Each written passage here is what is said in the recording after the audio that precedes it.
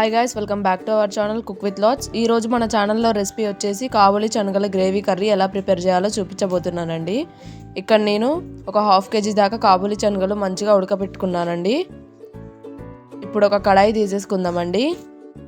దాంట్లో ఒక 3 tea spoons దాకా ఆయిల్ యాడ్ చేసేసుకుందాం.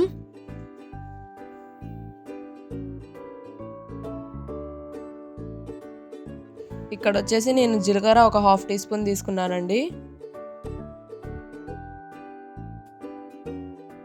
ఈ జీలకర్ర కొంచెం మంచిగా ఫ్రై అయ్యాక ఇట్లా దీంట్లో నేను ఆనియన్ పేస్ట్ యాడ్ చేస్తున్నానండి.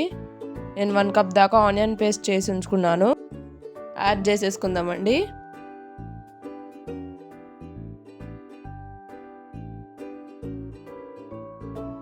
ఇప్పుడు మనం ఈ ఆనియన్ పేస్ట్ కొంచెం లైట్ బ్రౌన్ అయ్యే వరకు ఇలా ఫ్రై చేసుకోవాలండి.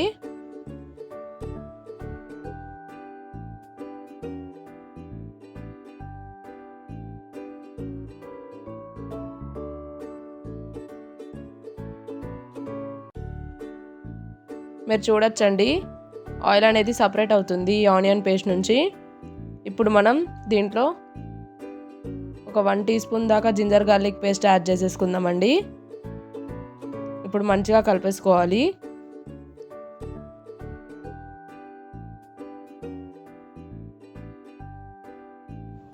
మీరు చూడొచ్చండి, ఆనియన్ పేస్ట్ కలర్ అనేది మొత్తానికి చేంజ్ అయిపోయింది.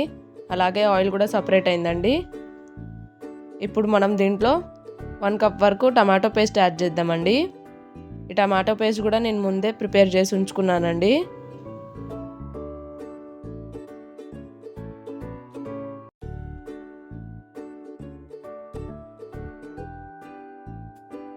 మీరు చూడొచ్చండి, టమాటో పేస్ట్ కలర్ కూడా మొత్తానికి చేంజ్ అయిపోయింది. ఇప్పుడు మనం దీంట్లో ఉప్పు యాడ్ చేసుకుందామండి. ఉప్పు మీకు సరిపడా యాడ్ చేసుకోండి. ఇప్పుడు మనం దీంట్లో 1 టీ స్పూన్ దాకా కారం యాడ్ చేసుకుందామండి. అలాగే కొంచెం పసుపు యాడ్ చేసుకుందామండి. ఇప్పుడు ఒక 1 టీ స్పూన్ దాకా చోలే మసాలా యాడ్ చేసేద్దామండి. అలాగే కొంచెం దీంట్లో గరం మసాలా కూడా యాడ్ చేసేసుకుందాం. ఇప్పుడు మంచిగా కలిపేసుకోవాలండి. మీరు చూడొచ్చు, టమాటో కలర్ మొత్తం చేంజ్ అయిపోయిందండి.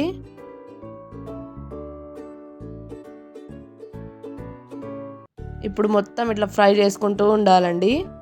ఆయిల్ అనేది సపరేట్ అవుతుంది. మీరు చూడొచ్చండి వీడియోలో ఆయిల్ ఎలా సపరేట్ అయిందో.